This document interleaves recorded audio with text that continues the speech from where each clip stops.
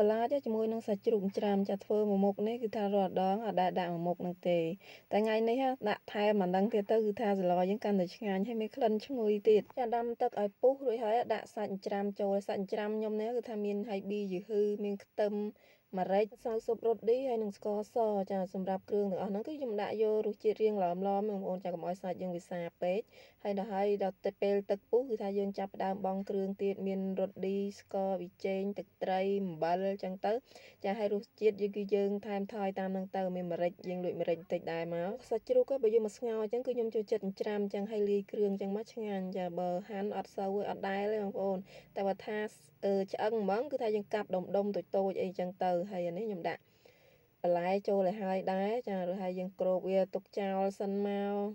ដាក់ភ្លើងតិចៗព្រោះអីម្ហូបយើងអានេះគឺថាឡើងពេញឆ្នាំងតែម្ដងចាតែឲ្យពេលយើងធ្វើស្មើទឹកស្មើកាកអញ្ចឹងឆ្ងាញ់បងប្អូនចាឥឡូវនេះគឺថាយើងងាស់វាទុកចោលចាដាច់ខ្ញុំដាក់ភ្លើងតិចៗទេរួចហើយយើងភ្លក់រសជាតិតាមយើងចូលចិត្តមកហើយចំពោះបន្លែវិញគឺថាឲ្យថាផុយគឺល្មមបងប្អូនចាតែផុយតឡាចគឺបានហើយនេះខ្ញុំដាក់គល់ខ្ទឹមមុនគេមួយភ្លែតហើយបានដាក់ស្លឹកខ្ទឹមហើយនិងខ្ទឹមបំពងបងប្អូនចាអាខ្ទឹមបំពងនឹងដាក់មកគឺថាឡើងឈ្ងុយស្លយើងអត់ធ្លាប់ដែលដាក់ខ្ទឹមបំពងបងប្អូនចាដល់ពេលដាក់អញ្ចឹងទៅឡើងឆ្ងាញ់ម្ហូបយើងរួចរាល់ហើយតោះញ៉ាំបាយ